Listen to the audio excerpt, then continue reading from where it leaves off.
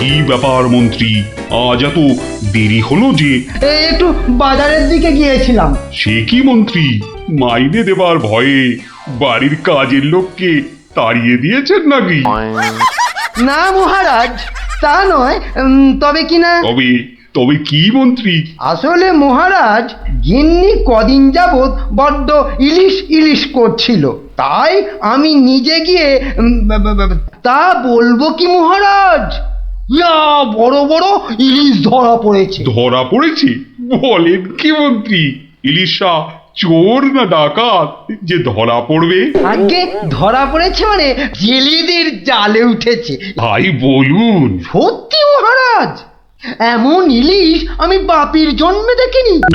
আহা, আহা, কি তার সাইজ, কি তার চেকনাই, চোখে দেখলে মনটা একেবারে জুড়িয়ে যায় মহারাজ। চোখে দেখার বদলে চেখে দেখাটাই বোধ হয় বুদ্ধিমানের কাজ। যাকি, তা মন্ত্রী মশাই, আপনি কি আবার মন্ত্রিত্ব ছেড়ে ইলিশ মাছের ব্যবসা শুরু করবেন নাকি? এ কথা কেন বলছেন মহারাজ? বলছি কি আর সাধে মন্ত্রী, আপনি যেভাবে এই ইলিশ ইলিশ করে খেপে উঠেছেন তাতে কোনো কিছুই অসম্ভব নয়। ঠিক তা নয় মহারাজ, আসলে এটা ইলিশের মরশুম কিনা, যেখানেই যান শুধুই ইলিশ, শুধুই ইলিশের গল্প। আসলে এটা যে ইলিশের মরশুম সেটা না একেবারেই ভুলে গিয়েছিল। আপনি ঠিকই বলেছেন, এই সময় ইলিশের গল্প বন্ধ করা প্রায় অসম্ভব। তোরা যে যা বললিস ভাই, আমার শুধুই ইলিশ চাই। সকালে চাই, দুপুরে চাই, রাতেও ইলিশ চাই। আমার শুধুই ইলিশ চাই।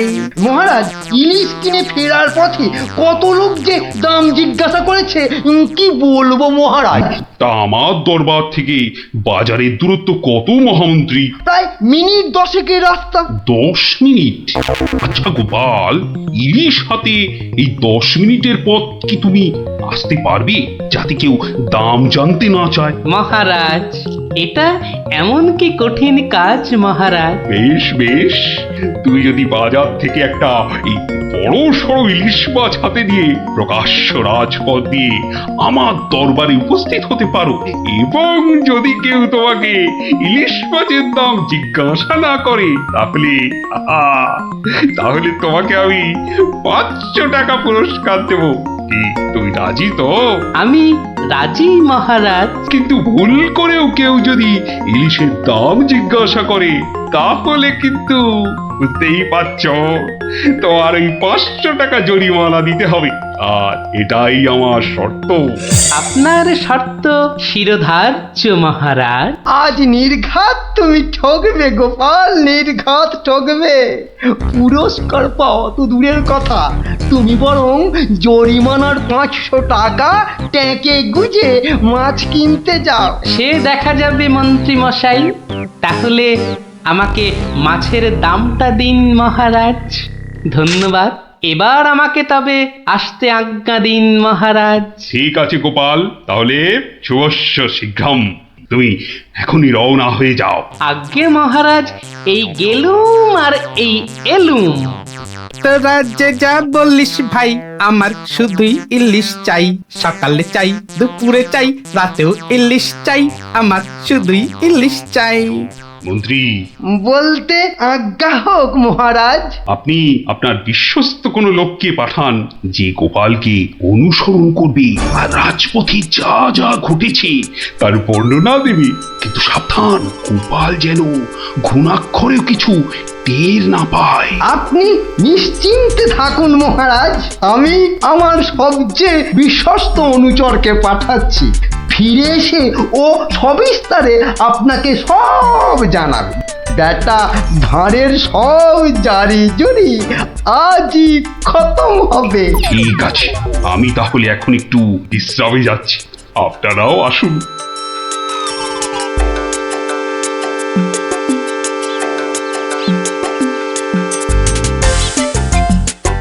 বটা আছো নাকি? ভেতরে আসতে আজ্ঞা হোক হুজুর। তার দরকার নেই, তোমাকে একটা গুরুত্বপূর্ণ কাজের দায়িত্ব দিতে এসেছি বটা। কাজটা করা চাই কিন্তু। নিশ্চয়ই নিশ্চয়ই, কি করতে হবে শুধু বলুন। শোনো, মহারাজ গোপালকে ইলিশ মাছ কিনতে পাঠিয়েছে। তুমি এক্ষুনি বাজারে চলে যাও। গোপাল মাছ নিয়ে ফেরার সময় যেভাবেই হোক মাছের দামটা জেনে নিতে হবে, বুঝেছো? কিন্তু সাবধান, আমি যে তোমাকে পাঠিয়েছি সে কথা ঘুণাক করেও যেন কেউ জানতে না পারে। আপনি নিশ্চিন্তে থাকুন মন্ত্রী মশাই। ঠিক আছে ঠিক আছে, তুমি রওনা দাও, রাজসভায় দেখা হবে, কেমন? হ্যাঁ, কি গো, পাগল টাগল হয়ে গেলে নাকি? এইসব ছাই বর্ষ মাগতেছে বড়। ও গো, আমার কি হলো গো? ওনাকে বোধহয় তেনারা ভর করেছে। ও গো, কি হলো গো? রাম রাম রাম রাম রাম রাম রাম রাম রাম রাম রাম রাম রাম রাম রাম রাম রাম। ও গো, তুমি মরা কান্না থামাবে গিন্নি? থামবো কি গো? তেনারা তোমাকে ধরলেন আর আমি, ও মা গো। ধুর তেরি ছাই। আরে বাবা, ইলিশ মাছ কিনতে যাচ্ছে কিনা, তাই তাই এসব ছাই বর্ষ মাগছো? হাতে কড়কড়ে 500 টাকা এনে দিলে বুঝবে এই সাজের কি মহিমা। যাক, এখন আমি তৈরি, এবার চলে গিন্নি, টাটা।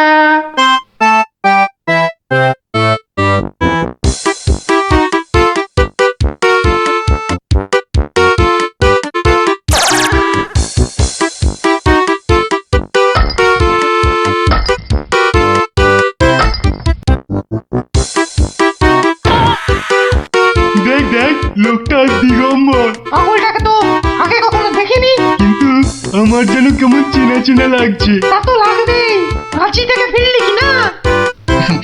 আহা আহা আহা, ইলিশ মাছ দেখছি, তা কত। ধরেছি ধরেছি জাহাপনা, আসল অপরাধীকে পাকড়াও করেছি। এই চুপ করে দাঁড়িয়ে থাক, আমি নিজে তোর শাস্তি দেব। কি ব্যাটা সত্যি সত্যি পাগল হয়ে গেল নাকি?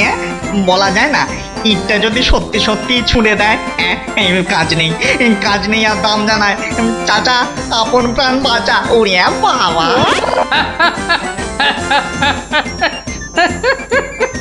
বেটা, ঘুঘু দেখেছো? ঘুঘুর ফাঁদ দেখনি? এই নির্ঘাত মন্ত্রী মশাইয়ের কাজ। না হলে আগ বাড়িয়ে কেন বলতে যাবে?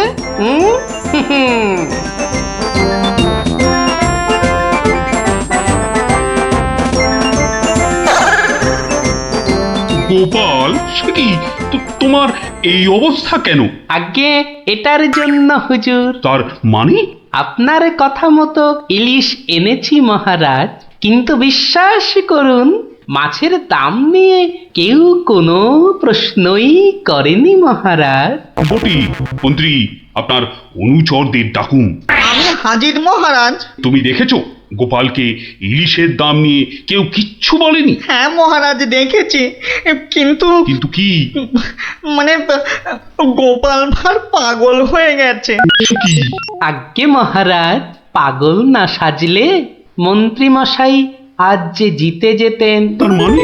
মানে আর কিছুই নয় মহারাজ, মন্ত্রী মশাইয়ের অনুচরই আমাকে দাম জিজ্ঞেস করতে যাচ্ছিল, তাই বাধ্য হয়ে। ব্যাপারটা একটু খুলে বলবে গোপাল? তবে শুনুন মহারাজ, লোকটা দিগম্বর। ইলিশ মাছ দেখছি, তা কত। আসল অপরাধীকে পাকড়াও করেছি। ব্যাটা সত্যি সত্যি পাগল হয়ে গেল নাকি? ওরে বাবা,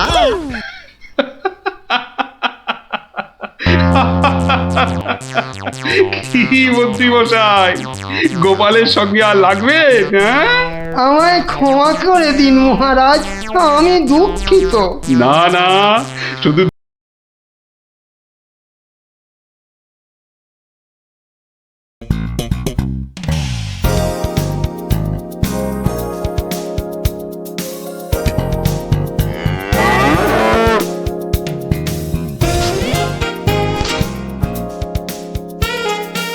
দিদি, এই দিদি, গোপাল দাদু, চল তাড়াতাড়ি। ও দেখো কাণ্ড, তোরা কোত্থেকে এসে জুটলি রে?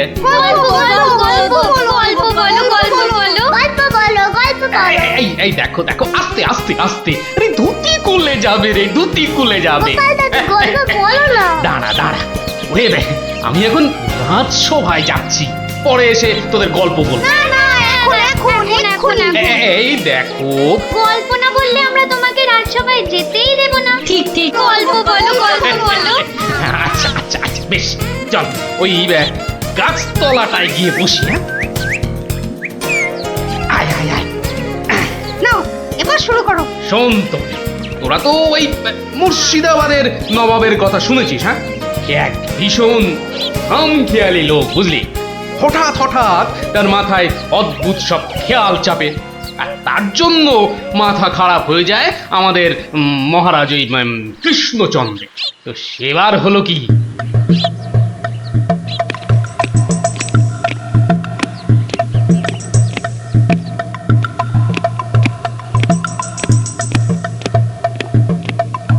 অনেক দিন হয়ে গেল এক জায়গায় একটানা বসে আছি। এবার কিছুদিনের জন্য একটু হাওয়া পরিবর্তন করতে হবে। হুজির, জি আগে হুজুর, আমাকে কিছু বলবেন? মুর্শিদাবাদে অনেক দিন হলো পড়ে আছি, এবার আমি বেড়াতে বেরোবো, তার সাথে একটু শিকার করলে মন্দ হয় না।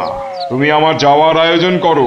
আপনি কোথায় যাবার জন্য ইচ্ছা প্রকাশ করেন জাহাপানা? কাছাকাছি এমন কোথাও যেখানকার পরিবেশ চোস্ত হবে আর শিকারেরও বন্দোবস্ত করা যেতে পারে, এমন কোন জায়গা হদিশ আছে তোমার কাছে?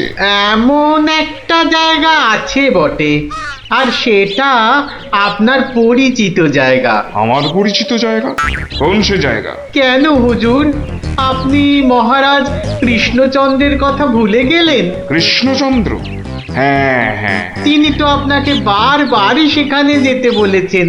ওখানকার পরিবেশও অত্যন্ত ভালো, আর কাছে পিঠে বন জঙ্গলও আছে।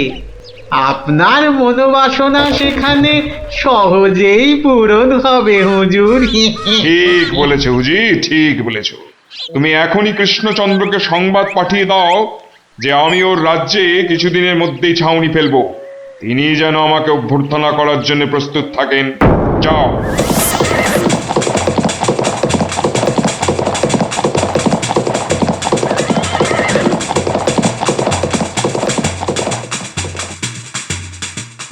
বন্ধুগণ, আজকে আমার কাছে একটা বড়ই গুরুত্বপূর্ণ খবর আছে। আর কয়েকদিনের মধ্যেই মুর্শিদাবাদের নবাব বায়ু পরিবর্তন করতে আমাদের রাজ্যে আসছেন। নবাব? মুর্শিদাবাদের নবাব? প্রচন্ড খেয়ালি মানুষ, কখন যে হঠাৎ করে কি চেয়ে বসবেন কিছুরই ঠিক নেই। আমাদের খুব সাবধানে ওনার যত্ন করতে হবে কিন্তু।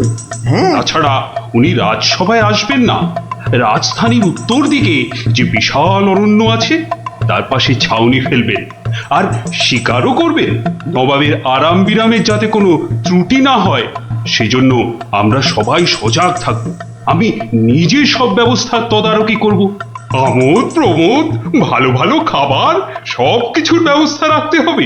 মহারাজ, খাবারের কথাই যখন উঠলো তখন একটা কথা জিজ্ঞাসা না করে পারছি না। ওহ, আবার কি কথা? বলে ফেলো, বলে ফেলো।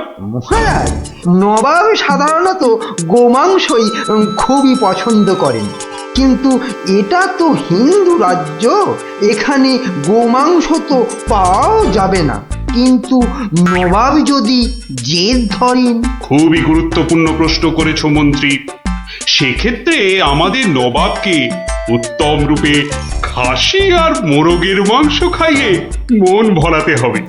এছাড়া আর উপায় কি? হ্যাঁ, আর তাতেও উপায় না হলে হাতের কাছেই তো আছে আমাদের কৃষ্ণনগরের বিখ্যাত সরপুরিয়া রাজভোগ।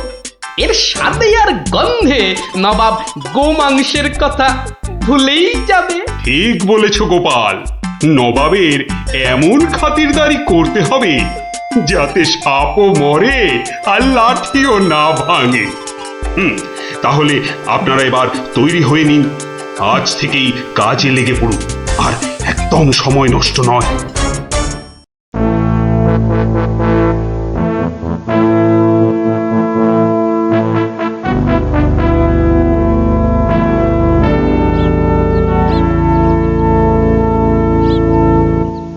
বাহ, বহুত খুব, বড়ই জবরদস্ত চিজ। কি নাম বললেন এই খাবারের? আগে হুজুর সরপুরিয়া, আমাদের রাজ্যের সব থেকে জনপ্রিয় মিষ্টি। তা আমাদের বাবুর্চিকে শিখিয়ে দিলে সে এরকম জবরদস্ত জিনিস নিশ্চয়ই পাকাতে পারবে। নিশ্চয়ই জাহাপনা। তাছাড়া মোগলাই খানার সাথে সরপুরিয়া বেশ ভালোই লাগবে বোধহয়। ভালোই লাগবে। আর তার সাথে একটু মোগলাই গরম মশলা মেশালে স্বাদ আরো বেড়ে যাবে। মিষ্টিতে গরম মশলা বাবার জন্মেও শুনিনি। কিছু কি আপনি বলতে চাইছেন? না না না না না না, মানে আপনার ভাবনা খুবই ভালো হুজুর। আমাদের ময়রা আপনার বাবুর্চিকে সব শিখিয়ে দেবে। কি হলো, বাইরে এত গোলমাল কিসের? একবার দেখো তো।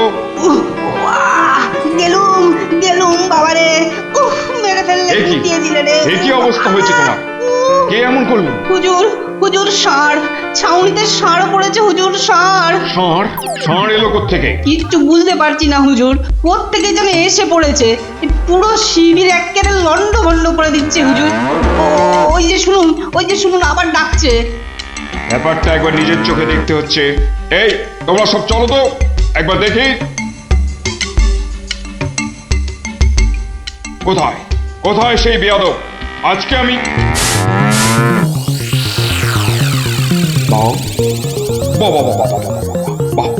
বহুত খুব, কি চমৎকার ষাঁড়, কি নধুর দেহ, যেন তেল চুইয়ে পড়ছে।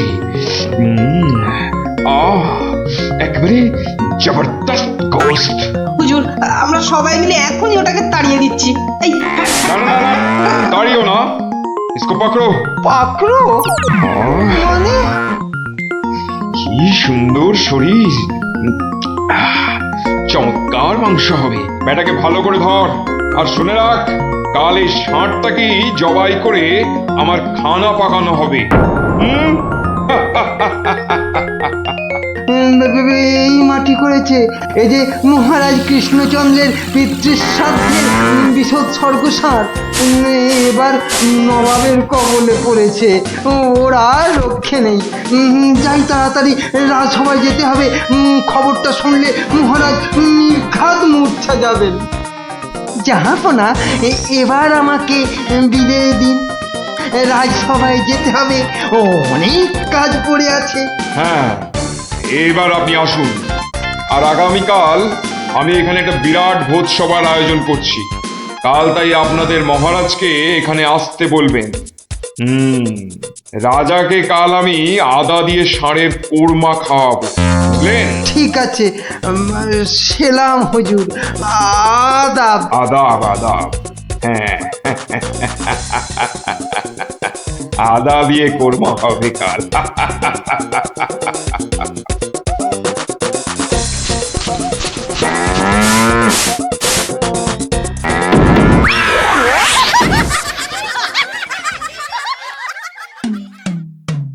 একই কথা শোনালে মহামন্ত্রী, এ আমি কি চরম ধর্ম সংকটে পড়লাম। আমার পিতা শ্রাদ্ধে উৎসর্গ করে ষাঁড়টাকে ধর্মের নামে ছেড়ে দিয়েছিলাম। বৃষোৎসর্গের বৃষ মারা পড়লে যে আমার পিতৃপুরুষ নরকে যাবে। কিন্তু নবাবের হাত থেকে ওকে উদ্ধার করার উপায়ই বা কি?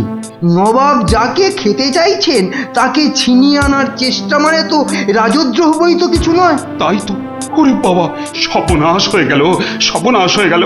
হিন্দুর নগরে গো হত্যা হলো, আমার পিতৃপুরুষের নরকবাস হবে।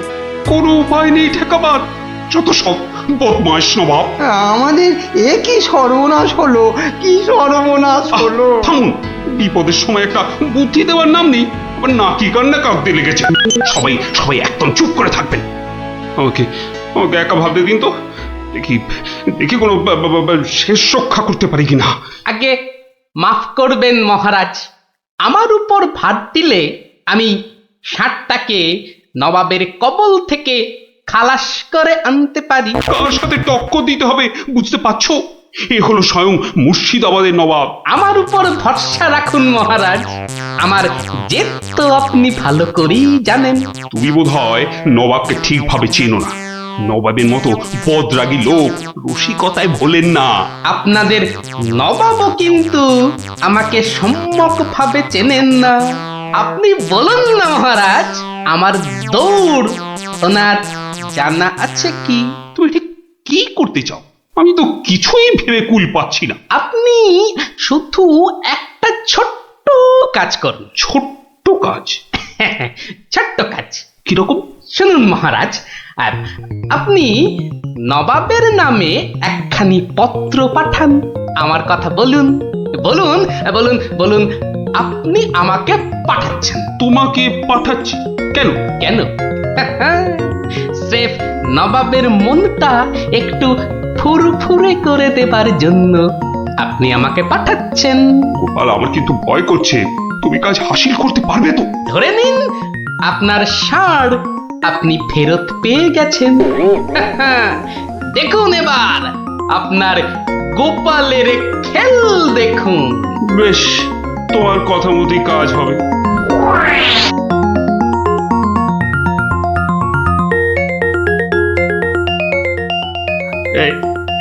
এই আমি চিঠি লিখে দিচ্ছি। প্রণাম মহারাজ, এই চললাম আমি ষাঁড় উদ্ধার অভিযানে।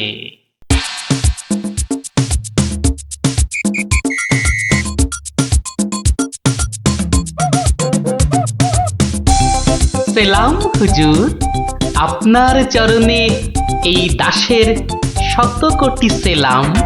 আরে এ কে উজির? জাহাপানা, এ হলো গোপাল ভাঁড়, মহারাজ কৃষ্ণচন্দ্রের সভার একজন রসিক লোক।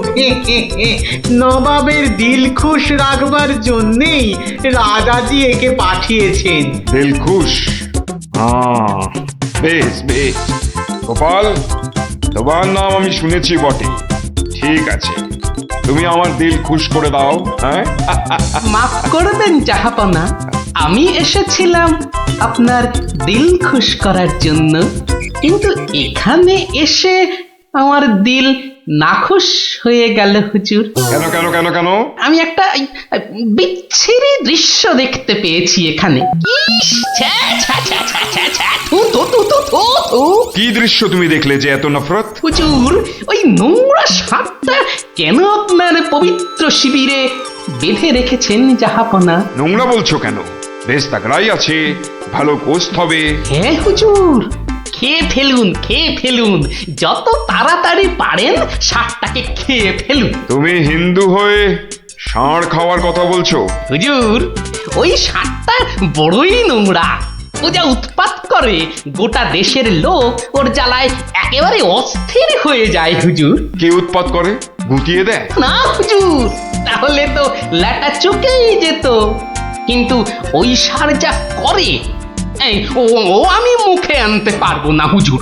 রামো রামো ওয়াক ওয়াক, থু থু থু। আরে বলেই ফেলো না, কি কাজ করে? কি আর বলবো জাহাপনা, ওর জ্বালায় মাঠে কারোর বড় বাইরে করার উপায় নেই। কেন কেন কেন? কেন বলবো?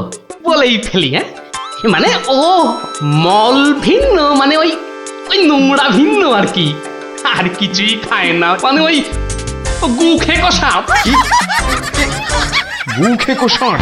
হুজুর, সাপটা ওই গুয়ের লোভেই মাঠে মাঠে ঘোরে।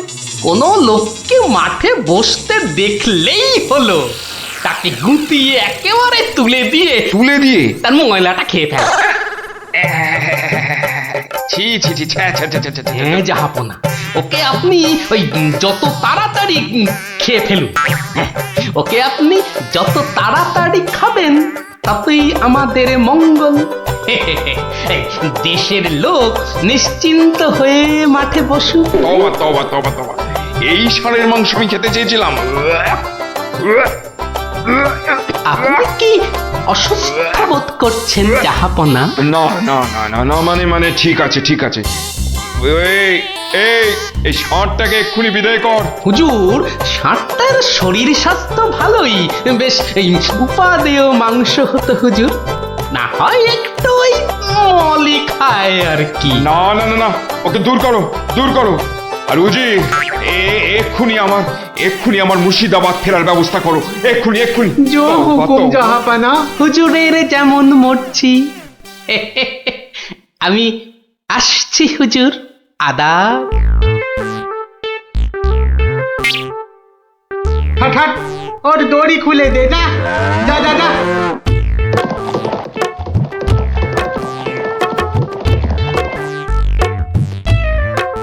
ধন্য ধন্য তুমি গোপাল, চমৎকার চমৎকার তুমি। ভাবা যায় না তুই আজ আমাকে ধর্ম সংকট থেকে বাঁচালে। মন্ত্রী মন্ত্রী, গোপালকে 2000 টাকা পুরস্কার দাও এক্ষুনি। মহারাজের জয় হোক। ব্যাস, নবাব 60টাকে ছেড়ে দিয়ে মুর্শিদাবাদ পালালেন, আর আমাদেরও ঘাম দিয়ে জ্বর ছাড়লো। তোরা সব খুশি তো? হ্যাঁ,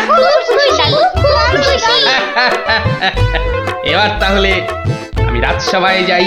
কাল কিন্তু আর একটা গল্প বলতে হবে। আচ্ছা বাবা, আচ্ছা, বলবো বলবো।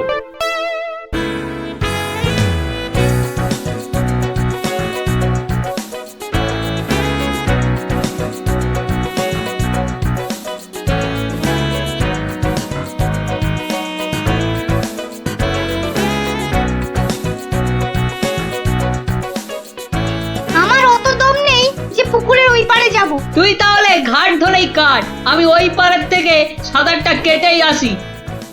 গুলটে গুলটে, ওই দেখ কুটি আসছে। ভালোই হলো, কুটির সঙ্গে তাহলে সাঁতারের একটা রেস হয়ে যাবে। না রে, সঙ্গে ওর ভাই দুটো আছে। তাতে কি? ওর ভাই দুটোকে তো চিনিস না, ঠিক বাড়িতে গিয়ে বলে দেবে পুটি পুকুরের ওই পারে গেছে। ওর ভাই দুটোকে একদিন এমন টাইট দেবো না। কি রে, কাকে টাইট দিবি? ওর মাথার স্ক্রু গুলো রে। দিদি, গুলটে দাদার সঙ্গে সাঁতারে রেস দিবি না কিন্তু। দিলে কিন্তু বাবাকে বলে দেবো। এই, তোরা ওকে ভয় দেখাচ্ছিস নাকি? আহ, থাম তো তোরা।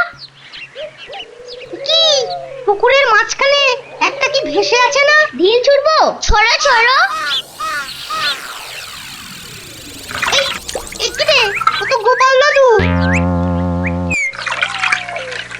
হ্যাঁ রে, একটু দম বাড়ানোর ব্যায়াম করছিলাম। গোপাল দাদুকে যখন পেয়েছি তখন আর গল্প না শুনে চান করছি না। হ্যাঁ হ্যাঁ। হ্যাঁ, ভেজা গায়ে গল্প শোনাতে বসে সর্দি লাগাই আর কি। তাহলে কখন শোনাবে? বিকেলে বিকেলে। বিকেলে গল্প, বিকেলে গল্প। দারুণ মজা হবে।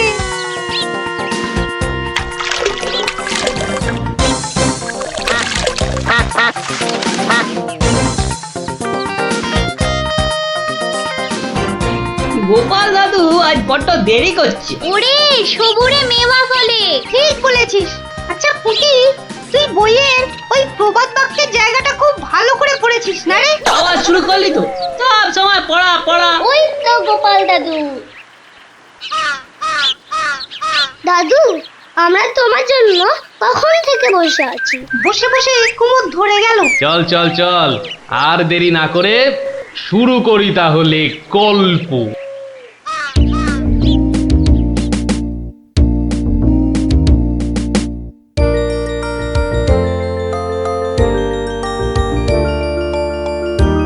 আজ বেশ চমৎকার হাওয়া দিচ্ছে। সত্যি তাই, আমার বেশ খিদে খিদে খিদে খিদে খিদে খিদে পাচ্ছে। তোমার সব সময় খাই খাই। তাহলে আমি এখন যাই।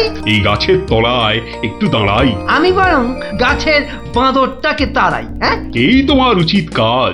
আজ দারুণ হয়েছে আপনার সাজ। তখন থেকে দেখছি তোমার ছন্দের পুকুট। এই যা, বাঁদরটা নিয়ে গেল আপনার মুকুট। এবার কি হবে? আমার আমার মুকুট নিয়ে এসো, যেভাবে পারো। এই এই দে দে মহারাজের মুকুট, দে দে বলছি। কি কি মন্ত্রী, এই যে ভয়ানক দুষ্ট বাঁদর। ওহ, এভাবে হবে না মহারাজ, ওকে বন্ধুর মতো করে বোঝাতে হবে। আমার তো কখনো বাঁদর বন্ধু ছিল না, কি করে বোঝাবো? আচ্ছা, আমি বোঝাচ্ছি। ওরে ওরে পুচু মুচু কচু, বাবাটা বাবাটা, সোনাটা, মনটাটা, আমার মনটাটা, আমার পুকুটা মুকুটা দিয়ে দাও সোনা মানা, দাও মানা, দাও দাও মানা সোনা, দাও।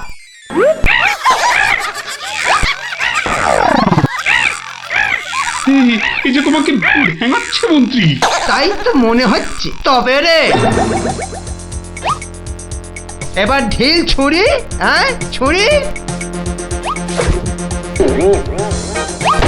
এ কি বাচ্চাদের ঢিল ছোড়াছুড়ি হচ্ছে মন্ত্রী? যেভাবে হোক আমার মুকুট এনে দাও, আর কেউ এখানে এসে পড়ার আগে। কি মুশকিলে পড়লাম, এবারে কেউ এসে না পড়ে। মন্ত্রী, গোপাল না ওটা? উহ, যেখানে বাঘের ভয় সেখানেই সন্ধে হয়। তুমি কি গোপালকে বাঘ মনে করছো নাকি? না না, বলছি গোপালের চোখে এই ঘটনা পড়লে লজ্জার আর শেষ থাকবে না। তার বলতে শেষে কিনা মহারাজের মুকুট বাঁদরের মাথায়।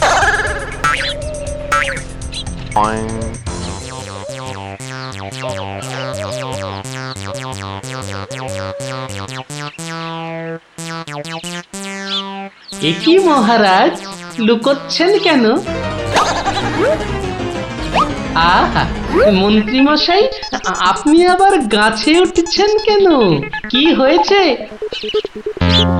ওহো, এই কাণ্ড! এতে লজ্জার কি আছে মহারাজ?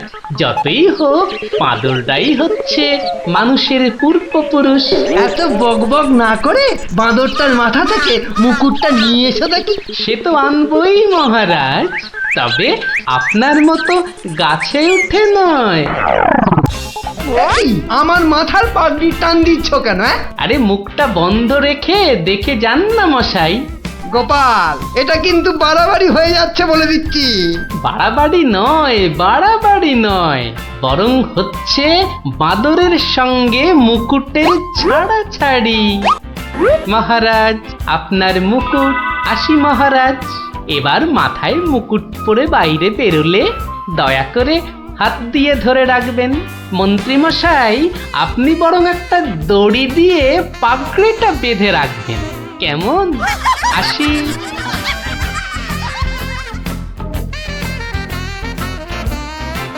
কিভাবে গোপাল বলল দেখলেন মহারাজ? শুধু দেখিনি মন্ত্রী, শুনেওছি।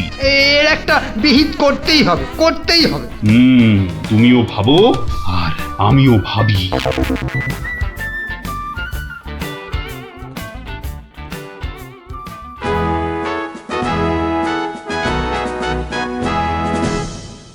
আমি ভাবছি একটা কথা। কি কথা মহারাজ?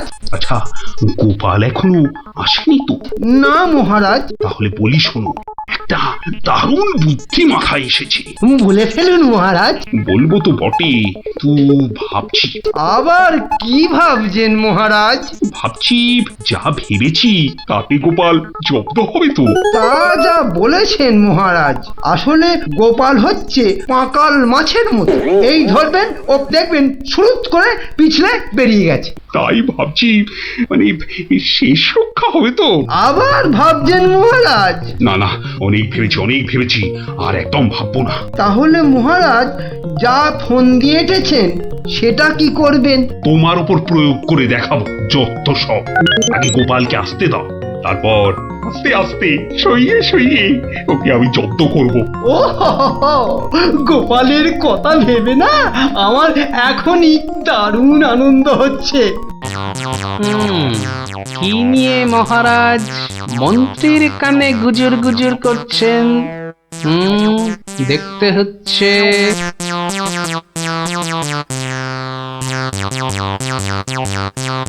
মহারাজ, গোপাল আসছে। আরে আসুন গোপাল বাবু। জানতাম কোন ফোন দিয়েছে।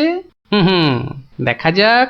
একি মহারাজ, আমার মতো অধমকে কি বাবু বলাটা ঠিক হলো মহারাজ? বুদ্ধিতে তুমি শ্রেষ্ঠ, তাই তোমাকে বাবু না বললে অপমান করা হয় নাকি? গোপালের মান তার আবার অপমান, ঢং। মহারাজ, এই ছোট্ট একটা বলের মতো মানুষের যখন মানই নেই, তখন আবার অপমানের কথা আসছে কেন?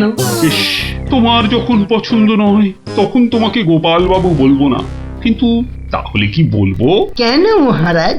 ও তো আমাদের শুধু গোপাল নয়, একেবারে নাড়ু গোপাল। বাবা মন্ত্রী, এই এতক্ষণে একটা ঠিকঠাক কথা বলেছ, নাড়ু গোপাল। তা বাবা নাড়ু গোপাল, কাল রাতে একটা স্বপ্ন দেখেছি, আর সেই থেকে আমার ভাবনার আর শেষ নেই। কেটে গেছে তো কালকের রাত, স্বপ্ন তাহলে আপনার নষ্ট ভাত। স্বপ্নটা যে মনের কোণায় বারবার উঁকি মারছি। তাহলে মনের কোণের দরজাটা বন্ধ করে দিন। বলছো বটে, কিন্তু তোমায় যে না বলে স্বস্তি পাচ্ছি না। তবে ঝেড়ে কাশুন মহারাজ। মহারাজের সর্দি হয়েছে নাকি যে ঝেড়ে কাশতে বলছো? হ্যাঁ? মানে ওই স্বপ্নটাকে আর উঁকি মারতে না দিয়ে পুরোপুরি বাইরে আসতে বলুন। ও হরি, এই ছিল মনে। ও, তুমি তাহলে আমার স্বপ্নটা কি তা জানতে চাইছো? ভেবে দেখো গোপাল, স্বপ্ন শুনে যদি সবাই হাসে তাহলে কিন্তু লজ্জা পেতে পারবে না। আমার নাম গোপাল, লজ্জা করার আছে কি আমার কপাল? শুরু করুন মহারাজ, শুরু করুন। স্বপ্নটা হলো একটুখানি মহারাজ। কি হলো? কিছু না মহারাজ, আসলে এটা তো স্বপ্ন, তাই চোখ খুলে শুনলে ঠিক বুঝতে পারবো না। তাহলে কি করে শুনবে? হ্যাঁ? তাই আমি চোখ বুজে আরাম করে শুয়ে মহারাজ। তাহলে শুয়ে পড়ো। যতই হোক আপনি স্বপ্ন দেখেছেন পালঙ্কে শুয়ে, তাই বলছি ওই নিদেন পক্ষে অন্তত একটা খাটে যদি পেতাম। যত সব। এই, কে আছো? একটা খাট নিয়ে এসো।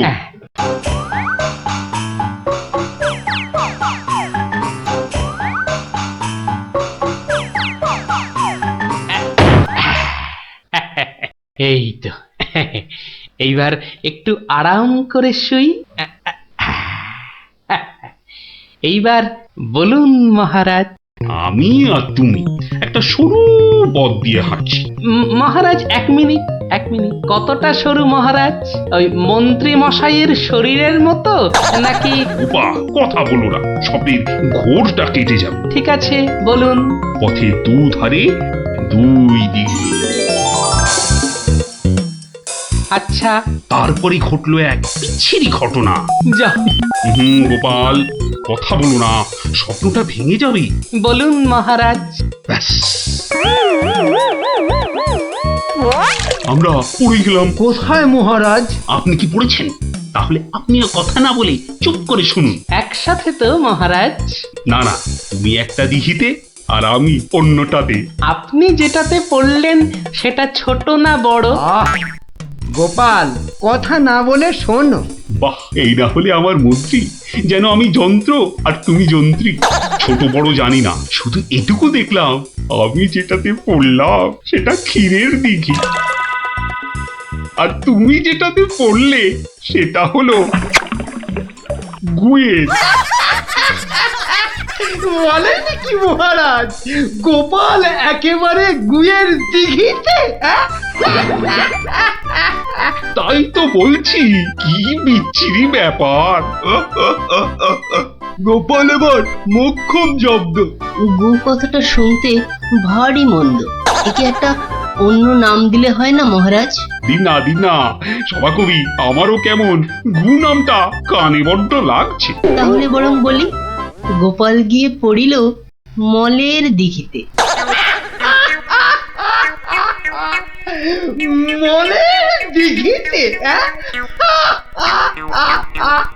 আচ্ছা মহারাজ, মল কি নরম ছিল না শক্ত? নরম না শক্ত?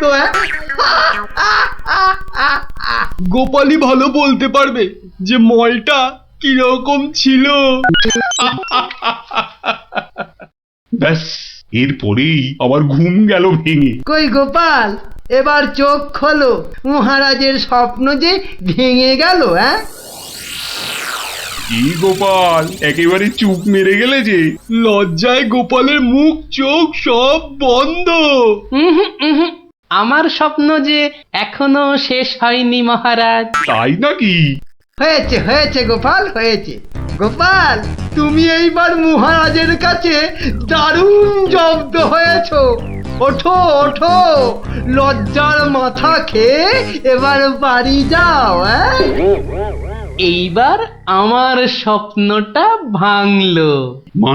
মানে মহারাজ, কাল ভোরে আমিও একটা একই রকম স্বপ্ন দেখেছি, বলো কিন্তু আমার স্বপ্নটা একটু বড়, তাই স্বপ্নটা শেষ হবার জন্য একটু অপেক্ষা করছিলাম মহারাজ। আর জানেন তো মহারাজ, ভোরের স্বপ্ন সব সময় সত্যি হয়। তাই? তাহলে বলো তুমি আর কি দেখেছো? মহারাজ, আমরা তো 2 দিঘিতে পড়লাম, আর তারপর তারপর তারপর তারপর কি? তারপর কি? দুজন দিঘি থেকে উঠে পড়লাম। তখন মহারাজের গা ভর্তি ক্ষীর আর আমার গা ভর্তি থুরি থুরি ময়লা, কিন্তু ওই পরিষ্কার করব সেরকম জল কোথাও নেই মহারাজ। তখন কি করলে? তখন আর কোনো উপায় না দেখে আমরা দুজনে দুজনার গা চাটতে থাকলাম মহারাজ। মানে খুব পরিষ্কার। আমি মহারাজের গায়ের ক্ষীর চাটতে থাকলাম, আর মহারাজ আমার গায়ের ময়লা চাটতে থাকলেন। কি দৃশ্য! ব্যাস আমার ঘুম ভেঙে গেল মহারাজ। কি বলছো কি গোপাল? হ্যাঁ, যা দেখেছি মহারাজ, স্বপ্নে তাই বলছি। সবাই সবাই আমার দিকে কি দেখছো? হ্যাঁ, কি দেখছো তোমরা? যাও যাও, আজকের মতো সভা পণ্ড। কেমন জব্দ এবার গোপালের সঙ্গে পাঙ্গা, বোঝো কেমন করলাম চাঙ্গা।